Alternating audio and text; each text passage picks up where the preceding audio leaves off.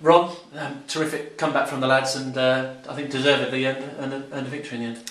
Yeah, definitely. The lads showed great spirit and great strength, to be honest with you. We was a sticky start, 1-0 down at half time, and it weren't going quite great, but the lads come out second half and really dug in when some things weren't going right, but the lads done very well to get the 3-2 victory in the end. And 2 goals from Mark Cullen as well. It's a bit of preying on his mind a little bit, he was telling me, but good to see him off the mark and to score the winner as well. Yeah, delighted for him, because Mark works hard like we all do during the week on the training ground and finishing. He's a great player, and he got his chance today because Benno was injured, and he took it with two hands really, and he got the result for us in the end, and I'm very pleased with him. And it's hard to underestimate the determination that we showed to get that result in the end today. Yeah, definitely.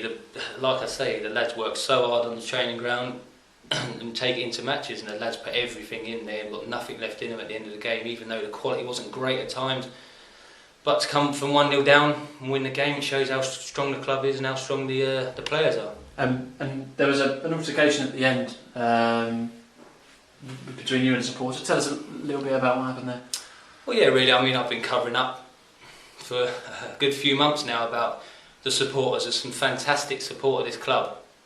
It's a confidence club, and we're getting 6,000 fans for home games, which is phenomenal.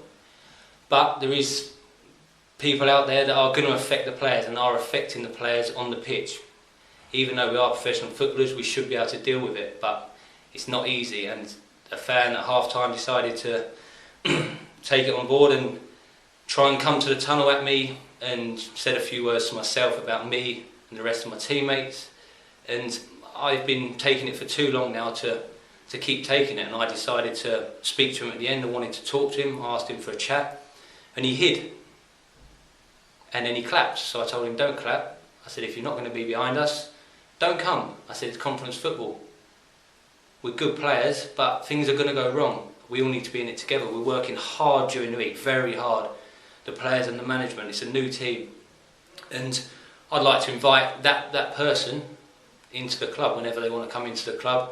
Just contact the club to have a chat with me, like I wanted to afterwards. I had a chat with him. I wasn't raising my voice at any time, and I'd like to apologise to the people that were around him, the children, for the outburst that he gave. Really, I mean, it's not right, and it's not helping the club. So I'd like him to come in for a chat and explain what he wants to say that's negative and it's affecting the players, and it needs to come out.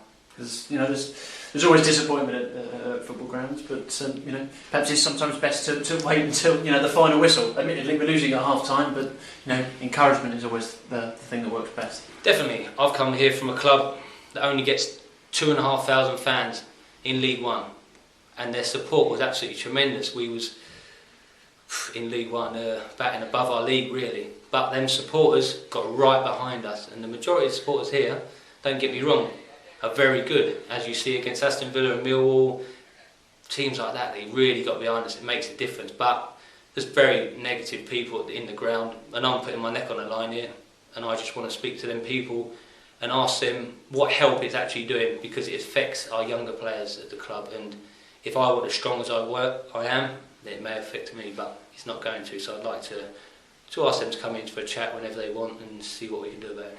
You've got a strong, close-knit dressing room as well, and obviously there were some players that were concerned about that conversation, and managed to obviously drag you away. And they were obviously asking you what was going on. What was I mean, Macca and JJ come across. Macca knows. Macca said, "You're right. You need to talk to him." And so do the players. I mean, it's the negative. It's not good. It's 1-0 down at half time. You never know what that lift can give us if they really get behind us. It makes a hell of a difference. Teams come here, and if they can get through the first half an hour 0-0, they know some of the crowd will turn, and then that makes it easy for them. I can't see anyone stopping us if the crowd turn up and do what they should do. Thanks for your time, man. Cheers, thank you.